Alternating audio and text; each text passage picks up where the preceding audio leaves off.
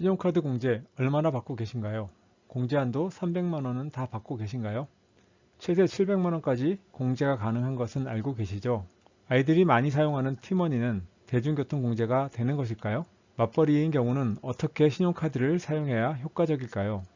놓치는 건 없을까요? 2024년도는 사용한 대로 공제받는 방법밖에 없습니다. 2025년도 신용카드 공제는 미리 준비를 해서 효과적으로 공제를 받아야 하지 않겠습니까? 700만원 공제를 위한 여정을 떠나보실까요? 다섯 번째 영상인 신용카드에서는 크게 세 가지를 구분해서 설명을 드릴 텐데요. 첫 번째로 신용카드의 기본 지식에 대해서 설명드릴 것입니다.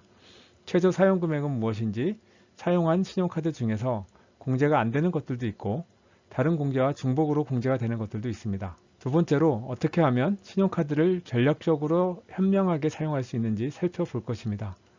그리고 마지막에는 맞벌이 부부의 공제 전략을 살펴보겠습니다. 가장 기본은 최저 사용 금액입니다. 총 급여액의 25%가 최저 사용 금액입니다. 공제 제외 금액이라고도 합니다. 최저 사용 금액을 초과한 금액부터가 공제 대상이 됩니다. 이걸 넘지 못하면 한 푼도 공제받지 못합니다. 연봉이 아니고 총 급여액 기준입니다. 총 급여액이 4천만원인 경우는 1천만원 이상 사용해야 합니다. 총 급여액이 6천만원인 경우는 1,500만원 이상 사용해야 합니다. 그런데 사용하는 신용카드는 무조건 공제가 될까요? 안 되는 것들이 있습니다. 세금 납부한 것, 공과금 납부한 것, 인터넷, 휴대전화와 같은 통신비도 안 됩니다. 신차 구입비나 리스로는 안 됩니다. 중고차는 카드 사용액의 10%만 가능합니다. 그리고 해외 사용액, 유가증권 구입비 등이 신용카드로 사용하여도 공제가 되지 않습니다. 그리고 이런 것들은 국세청 간소화 서비스에서 다 걸러서 제공합니다. 중고차의 카드 사용분도 10%만 정리되어서 제공됩니다. 고민할 것 없이 간소화 서비스에 올라오는 것을 그대로 사용하면 됩니다. 이번에는 이중으로 공제되는 것을 알아볼 텐데요. 원래 연말정산에서 공제되는 항목들에 대한 지출을 신용카드로 했을 때 중복으로 공제되는 것들이 있습니다. 연금저축, 보험료, 기부금을 신용카드로 결제한다면 신용카드 공제는 안 됩니다. 이와는 다르게 교육비, 의료비는 교육비와 의료비도 공제가 되지만 사용한 신용카드도 공제가 됩니다. 의료비는 모든 사용액이 중복 공제가 됩니다. 다만 교육비는 모든 것은 아니고 교복구입비, 학원 이용료와 장애인 재활특수 교육비의 경우가 가능합니다. 이때 학원과 체육시설 수강료는 교육비 자체가 미취학 아동만 가능하다는 것을 기억하시면 되겠습니다. 초등학생 이상부터는 학원과 체육시설 수강료에 대해서는 교육비 공제는 되지 않고 사용한 신용카드 공제만 가능하다는 것입니다. 마지막으로 월세의 경우를 보면 월세로 결제한 신용카드는 신용카드 공제가 안 됩니다. 그러나 월세의 총급여 한도인 8천만원을 초과하는 경우에는 신용카드로 공제가 가능합니다. 그냥 사용한다고 다 공제되는 게 아니네요. 보통은 카드사에서 알아서 다 올려주지만 혹시나 필요한 부분은 점검이 필요하겠습니다. 이번에는 공제율과 한도를 보겠습니다. 신용카드의 종류가 많습니다. 정식 명칭은 신용카드 등 공제입니다. 다 묶어서 그냥 신용카드 공제라고 합니다. 종류별로 다른데요. 신용카드를 사용하면 공제율이 15%이고 다른 것은 30%에서 40%인데요. 이 요율이 매년 변경되는 경우가 많습니다. 2024년도에는 기본 요율만 적용되었네요. 소비 증가분은 조금 긴데요. 전년도 사용액의 5%를 초과한 금액의 10%입니다. 신용카드가 15%로 공제율이 적다는 정도를 알고 계시면 좋겠습니다. 한도에 대해서 살펴볼까요? 사용한 금액에 공제율을 곱한 금액이 공제 대상 금액인데요. 과소비 방지 차원이라고 봐야 할까요? 신용카드 공제 한도를 적용합니다. 총 급여 기준으로 7천만원 이하인 경우는 300만원이고 7천만원 초과자는 250만원입니다. 다음으로 한도가 초과한 금액 중에서 추가 공제에 해당하는 도서공연, 전통시장, 대중교통은 말 그대로 추가로 공제를 더 해줍니다. 이때도 추가 공제 한도가 적용되어 도서공연은 총급여 7천만원 이하자만 공제가 가능합니다. 그러므로 총급여 기준으로 7천만원 이하자는 300만원, 초과자는 200만원이 그 한도가 되겠습니다. 마지막으로 소비 증가분에 대해서도 추가 공제를 해줍니다. 신용카드 공제 한도와 추가 공제 한도를 적용하고도 공제 대상 금액이 남았다면 100만원 한도로 소비 증가분 추가 공제를 해줍니다. 그럼 최저 사용 금액과 공제율을 합쳐서 어떻게 적용되는지 살펴보겠습니다. 총 급여액 4천만원이고 1년간 카드 사용액이 2천만원이라고 하고 보겠습니다. 최저 사용 금액은 총 급여액의 25%는 1천만원입니다. 사용한 카드 종류를 다르게 구성해서 두 가지 경우로 보겠습니다. 먼저 A경우로 신용카드를 1,500만원을 사용하고 체크카드 500만원을 사용했다고 해보겠습니다. 최저 사용금액 1,000만원을 빼면 신용카드 500만원, 체크카드 500만원이 공제 대상입니다. 공제율을 각각 곱하면 신용카드 75만원, 체크카드는 150만원이 공제금액이 됩니다. 더해보면 225만원이 소득공제입니다. 이번에는 B경우로 신용카드를 500만원 사용하고 체크카드 1,500만원 사용했다고 보겠습니다. A 경우보다 체크카드를 1천만원 더 사용한 것입니다. 이 경우는 체크카드 1천만원이 공제 대상 금액입니다. 공제율 10%를 곱하면 공제 금액이 300만원입니다. A 경우보다 B 경우가 75만원을 더 공제받습니다. 체크카드를 더 많이 사용하니까 총 사용 금액이 같아도 공제 금액이 더 증가합니다. 추가 공제 한도를 앞에서 설명했는데요. 잠깐 다시 살펴보겠습니다. 총급여 7천만원 이하자의 경우 추가 공제 한도가 300만원인데요. 과거에는 이 항목별로 100만원씩 한도였습니다. 이것이 방식이 바뀌어서 통합 한도로 변경되었습니다. 유리한 방식으로 바뀐 것입니다. 소비증가분 추가 공제 100만원까지 더해서 총 700만원까지 공제가 가능합니다. 총급여 7천만원 초과자는 도서공연이 제외되어 200만원이 추가 공제 한도입니다. 전부 더해서 전체 550만원까지 공제가 가능합니다. 추가 공제의 적용 예에 대해서 설명을 드릴 텐데요. 계산의 상세 정보에 관심이 없으시다면 뒤에 추가 공제 주의사항이나 현명한 신용카드 사용 부분으로 넘어가셔도 되겠습니다. 그럼 볼까요? 총급여 4천만원인 사람이 그림과 같이 2,500만원을 사용했다고 하겠습니다. 신용카드 1,000만원, 체크카드나 현금영수증 900만원, 도서공연과 전통시장 그리고 대중교통을 각각 200만원 사용했다고 하겠습니다. 최저 사용금액 1천만원은 신용카드로 채우고 나머지가 공제 대상금액이 됩니다. 각 항목의 요율을 곱하면 각 270만원, 60만원, 전통시장과 대중교통은 각각 80만원이 공제금액입니다. 그럼 총 490만원이 공제금액입니다. 그리고 추가 공제 대상 금액은 도서공연, 전통시장, 대중교통을 합해서 220만원입니다. 공제 금액은 공제한도 300만원이 적용되어 300만원이 적용되고 공제 한도를 초과한 공제 초과 금액이 190만원입니다. 추가 공제는 추가 공제 대상 금액과 공제 초과 금액 중 작은 금액을 적용합니다. 190만원입니다. 총 공제 금액은 300만원과 190만원을 합하여 490만원입니다. 그럼 처음에 총 공제 대상 금액인 490만원을 모두 소득공제 받습니다. 다른 예를 볼까요? 총 급여는 4천만원으로 하겠습니다. 사용금액은 앞의 예와 유사한데 다만 도서공연이 없이 체크카드나 현금영수증을 1,100만원 사용했다고 하겠습니다. 그럼 체크카드의 1,100만원이 30%인 330만원과 전통시장과 대중교통은 각각 80만원씩 하여 총 490만원이 공제 대상 금액이 되는 것은 동일합니다. 추가 공제 대상 금액은 전통시장과 대중교통 각각 80만원씩 해서 160만원입니다. 한도 300만원이 적용되어 일반 공제 금액은 300만원이 적용되고 공제 초과 금액이 190만원인 것은 동일합니다. 하지만 추가 공제 금액을 계산해보면 추가 공제 금액이 160만원이므로 공제 초과 금액은 190만원이지만 추가 공제는 160만원만 가능하게 됩니다. 초과된 금액 중 30만원은 추가 공제 대상이 아닙니다. 최종적으로 460만원을 공제받게 됩니다. 추가 공제 개념이 이해가 되셨나요? 소비증가분이 포함되면 좀 더 복잡해지는데요. 앞에서 봤던 예에 추가해서 얘기를 해보겠습니다. 전년도 사용금액이 2천만원이라고 한다면 올해 사용금액이 2,500만원이므로 추가로 사용한 금액은 500만원입니다. 전년도 2천만원의 5%는 100만원이므로 500만원에서 100만원을 빼고 400만원이 소비증가분 대상금액입니다. 기존 2,500만원의 소비증가분 400만원이 추가됩니다. 소비증가분은 10%가 공제 대상 금액이므로 40만원이 공제 대상 금액입니다. 그러면 공제 대상 금액이 530만원이 됩니다. 한도 300만원을 적용해서 일반 공제 금액은 300만원이고 한도 초과 금액은 230만원이 됩니다. 추가 공제 대상 금액이 220만원이므로 추가 공제 금액은 220만원이 됩니다. 이제 한도 초과분은 220만원을 제하고 10만원만 남았습니다. 소비증가분 추가 공제는 대상 금액 40만원과 한도 초과 금액 잔액인 10만원 중 작은 금액인 10만원이 적용됩니다. 그럼 최종적으로 총 공제 금액은 530만원이 됩니다.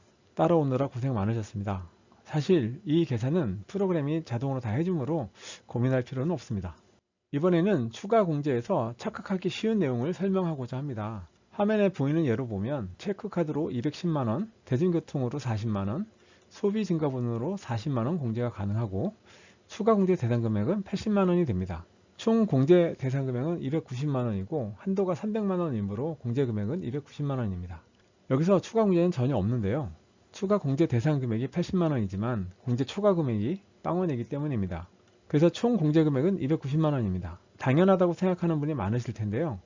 가끔 추가 공제 대상 금액이 80만원이나 있는데 왜 추가 공제가 안 되냐고 물어보는 분들이 있습니다. 추가 공제는 한도 초과 금액만큼 가능하다는 것을 놓치면 안 되겠습니다. 길고 긴 신용카드의 기본을 마치고 어떻게 하면 신용카드를 잘 사용해서 공제를 최대한 받을 수 있는지 살펴보겠습니다.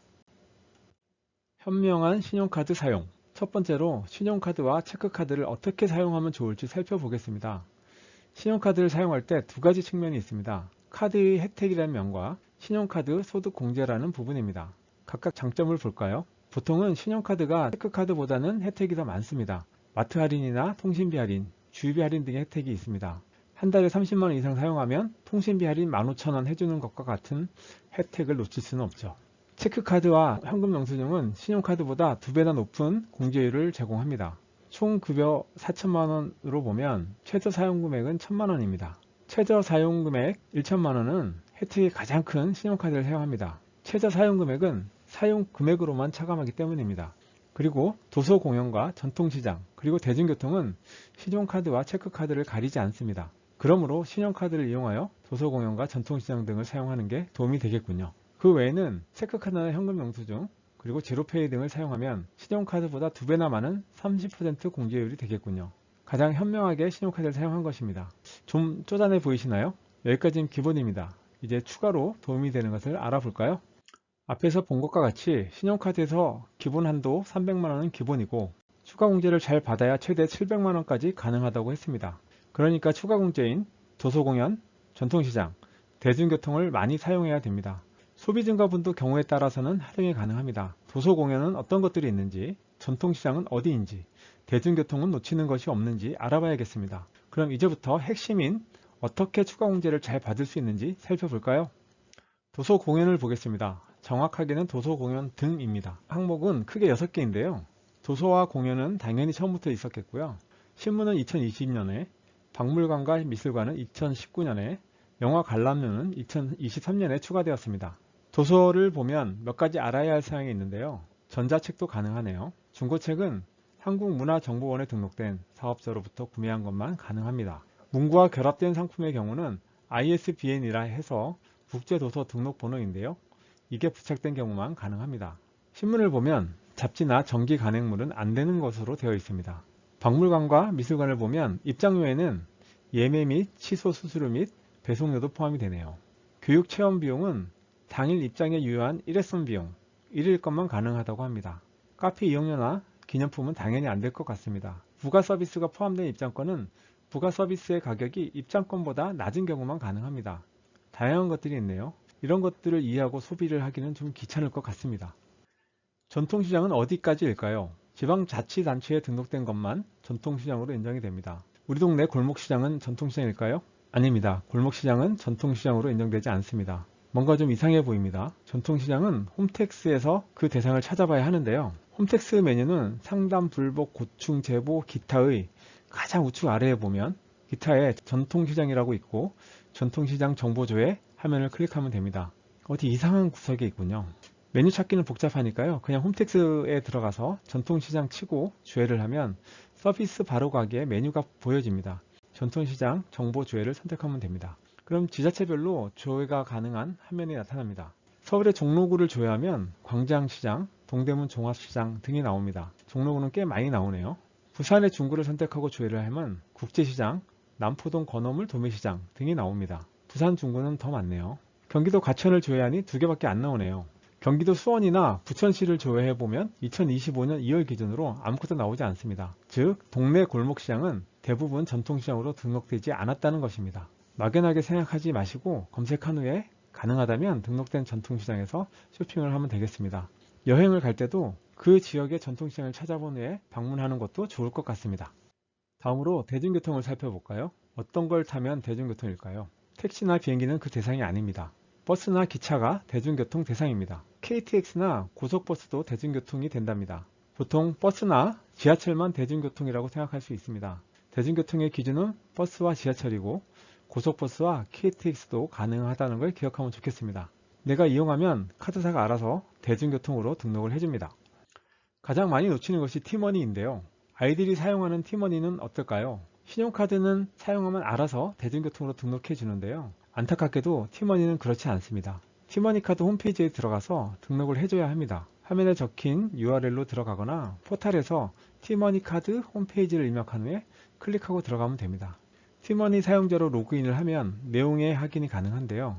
로그인 한 후에 메뉴에서 등록된 카드 현황을 줘야 합니다. 상단에 티머니 카드와 페이를 클릭한 후에 등록된 카드 현황을 선택하면 됩니다. 그럼 화면과 같이 목록이 나오는데요. 등록 서비스 항목을 자세히 보면 주황색 글씨로 소득공제라고 표시되어 있습니다. 이것이 등록 서비스에 표시되어 있지 않다면 해당 티머니 카드는 소득공제가 안 되고 있는 것입니다. 그렇다면 얼른 신청 해지 버튼을 클릭합니다. 소득공제가 체크되어 있지 않은 게 확인됩니다. 소득공제를 체크하고 아래로 이동을 합니다. 그러면 숙지해야 할 내용을 본 후에 등록 버튼을 클릭합니다. 정상적으로 처리되었다는 메시지가 나오면 확인을 클릭합니다.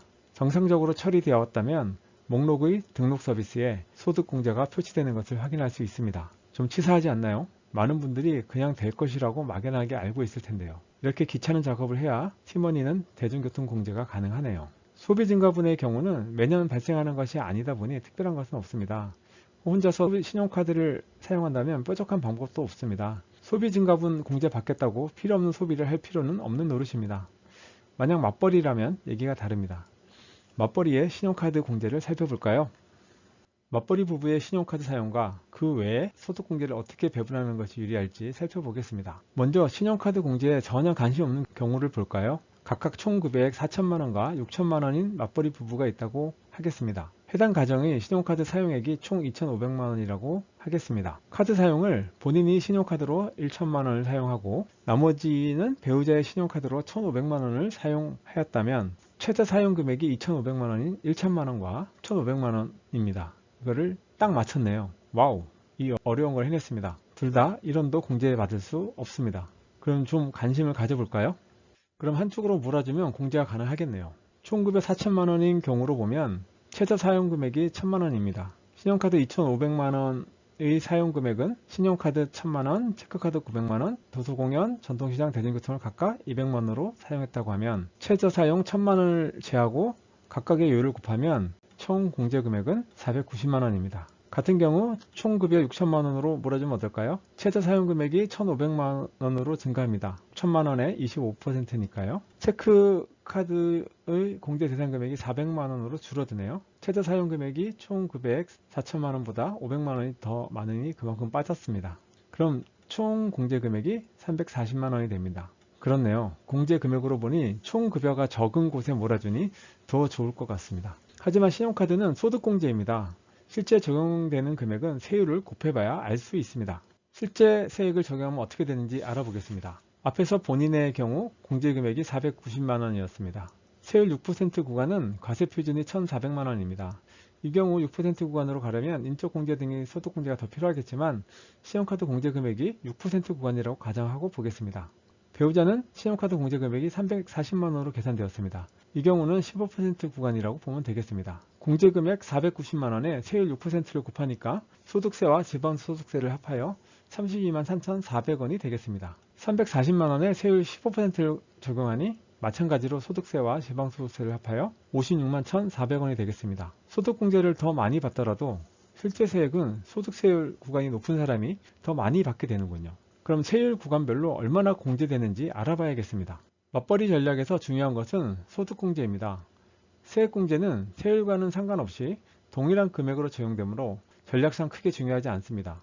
기본적으로는 총 급여가 높은 사람에게 몰아주는 것이 유리합니다. 하지만 최저 사용 금액이 있는 신용카드와 의료비가 존재하기 때문에 조금 복잡해집니다. 왼쪽의 과세 표준은 총 급여에서 소득공제를 뺀 금액이라는 것은 알고 계실 겁니다. 중요한 것은 내 총 급여가 대략 어느 정도의 과세 표준이 되느냐입니다. 경우에 따라 많이 다르지만 일반적인 경우를 보면 본인이 아무것도 안 해도 기본적으로 빠지는 공제들이 있습니다. 근로소득공제는 일정한 비율로 모든 근로소득자라면 공제가 됩니다. 그리고 국민연금, 건강보험, 고용보험은 대부분 납부를 합니다.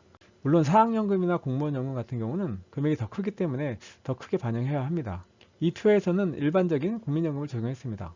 마지막으로 본인 인적공제가 됩니다. 그 금액이 150만원인데요. 물론 장애인이나 경로우대, 부녀자 공제가 있는 경우는 더 반영해야 합니다. 이런 기본적인 금액을 차감하면 기본적인 과세표준 금액이 나옵니다. 이 표의 금액이 정확하진 않지만 대략 참고는 가능하리라고 봅니다. 초과 금액은 내가 세율이 낮은 구간으로 내려가기 위해서 필요한 소득공제 금액입니다. 총 급여 3천만원인 경우는 소득공제가 192만원 정도가 초과된다면 6% 구간으로 내려가게 됩니다. 이 초과 금액에 따라서 신용카드를 어떻게 배분할 것인지 전략을 짤 수 있겠습니다. 이번에는 그럼 본인이 신용카드를 사용하면 도대체 얼마나 세금을 줄일 수 있는지 알아보겠습니다. 공제율이 40%인 전통시장이나 대중교통을 10만원 사용했다고 하겠습니다. 그러면 공제율이 적용되어 4만원의 추가 공제가 가능합니다. 보통 기본 한도 300만원이나 250만원을 채우지만 추가 공제를 다 채우는 경우는 없습니다. 그렇게 보면 추가 공제 항목은 사용하는 대로 추가 공제가 잡힌다고 보면 되겠습니다. 세율 구간별로 볼까요? 최저 구간인 6%에서는 10만원을 사용하면 2,640원이네요. 2.6% 정도 할인받는 것입니다. 얼마 되지 않습니다. 15% 구간으로 가니 6,600원입니다. 6.6%면 조금 커졌습니다. 24% 구간이면 만원이 넘어가네요. 10%를 넘습니다. 35% 구간은 15.4%나 되는군요. 최고 세율 구간으로 가니 19,800원입니다. 거의 20%를 할인받는 것입니다. 이렇게 보면 아이들 티머니는 꼭 등록해줘야 되겠습니다. 외식을 할 때는 전통시장으로 등록된 곳에 가서 하면 좋겠습니다. 간혹 현금으로 하면 5%나 10% 할인해준다는 데도 있는데요. 현금 할인을 해주는 것보다 더 이득일 수도 있겠습니다. 그럼 최종적으로 맞벌이 부부는 어떻게 연말 정산을 배분하는 것이 유리할지 살펴보겠습니다. 여기서 설명드리는 부분은 전제 조건이 있는데요. 부부가 경제 공동체여야 합니다. 각각 독립적으로 관리를 한다면 의미가 없겠죠. 세율 구간이 비슷한 경우와 차이가 나는 경우로 구분해서 보겠습니다. 먼저 세율 구간이 같은 경우입니다.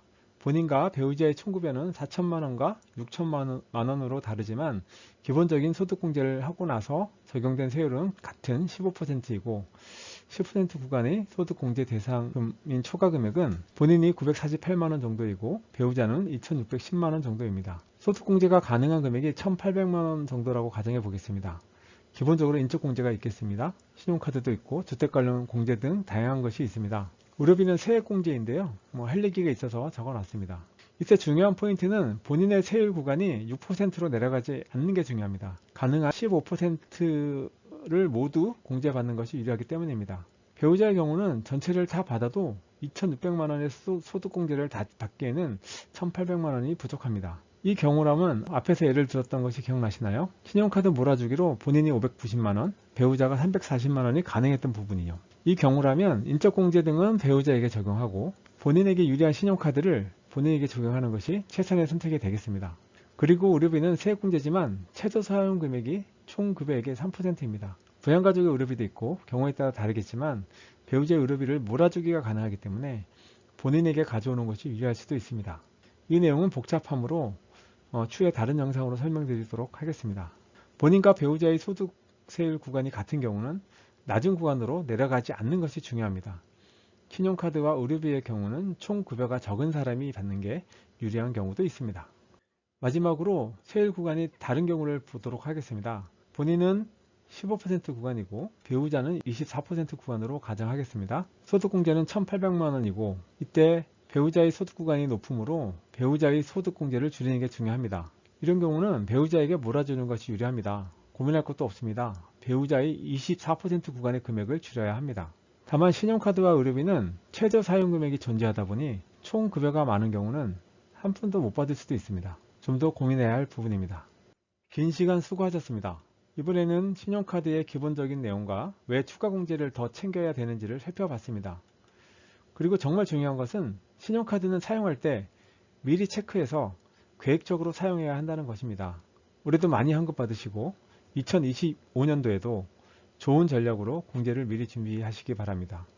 인적공제 등 관련된 맞벌이 배분 전략은 다른 영상으로 설명드리겠습니다. 감사합니다.